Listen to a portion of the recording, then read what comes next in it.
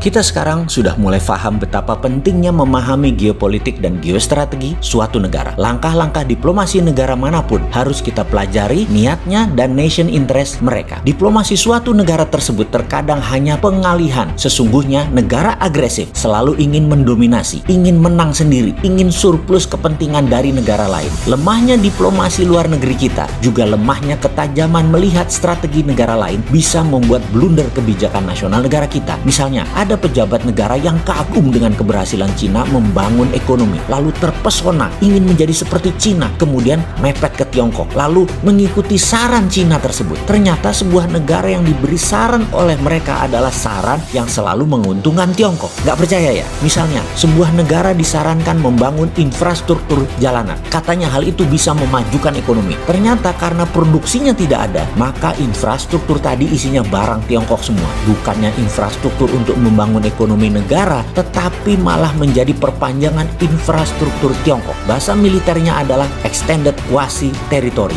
Ini adalah bagian dari kolonialisasi 5.0 yang ada dalam buku terbaru Joseph Nye bernama Shah Power. Ini semua dirincikan. Tapi mungkin pejabat banyak yang nggak baca dan banyak lupa karena siraman cuan yang deras ke kantong mereka melalaikan nasionalisme. Video ini menuduh atau tendensius? Sabar, ikuti sampai tuntas. Setelah ini, kita rincikan strategi membangun ekonomi Indonesia ke depan dengan membuka tabir apa rahasia di balik pertumbuhan ekonomi di Tiongkok yang cepat itu. Setelah kita membuka strategi double currency-nya renminbi dan yuan, di mana uang adalah darahnya ekonomi, banking adalah urat nadinya ekonomi, maka rahasia satu lagi ini adalah rahasia membangun Cina hingga Cina memiliki pertumbuhan yang mengerikan seperti saat ini. Apa itu? Sebelum kita menjawab, maka sebaiknya kita pahami dulu tentang global supply chain yang saat ini dilakukan kaum globalis. Negara di bawah hegemoni barat punya kekuatan ekonomi bersama yang namanya global supply chain.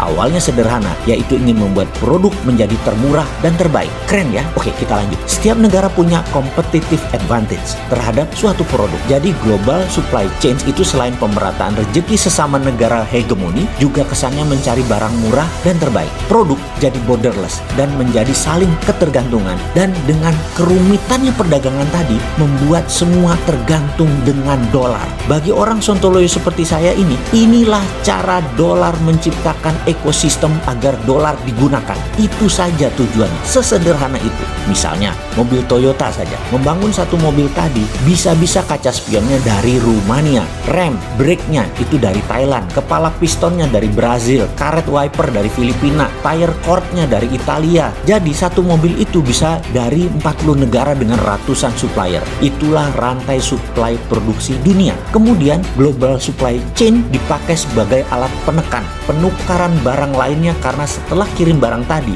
daripada kargo kosong, maka mulai diisi dengan barang-barang dari negara satu ke negara yang lain.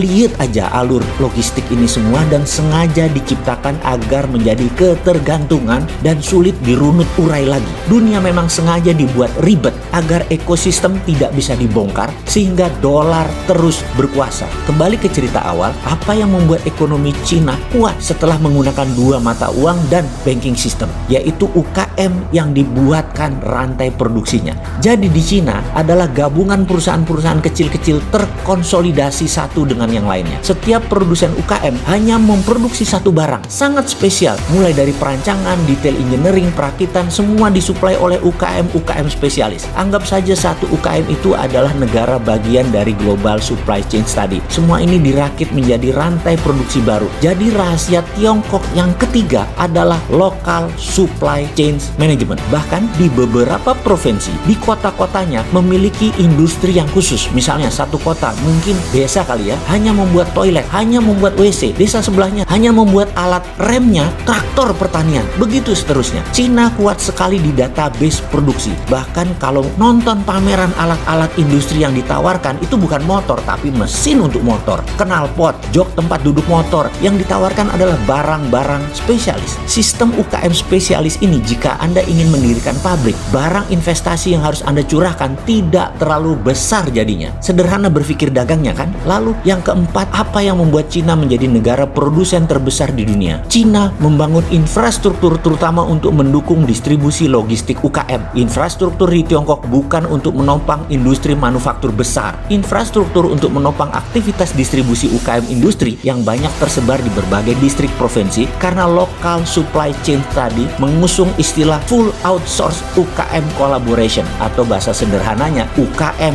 gotong royong. Seperti radar tetrahertz, gulungan gold wire bondingnya atau kawat senar emasnya yang ukurannya setipis rambut yang menjadi komponen krusial utama hanya bisa dilakukan handmade dan manual oleh tangan-tangan terampil dan tekun yang menjadi karakter utama karyawan UKM. Karena salah gulung atau salah solder sedikit aja pasti gagal. Etos kerja tinggi, tangan terampil karena master di satu bidang dan ketekunan ini tidak dimiliki oleh industri di dunia barat. Kedepan ada baiknya UKM Indonesia memfokuskan menjadi negara produsen berbasis natural resources dan turunannya yang diatur oleh local supply chains-nya, karena hal ini merupakan kekuatan ekonomi Indonesia. Jadi jelasnya tiru strateginya, bukan ikuti maunya.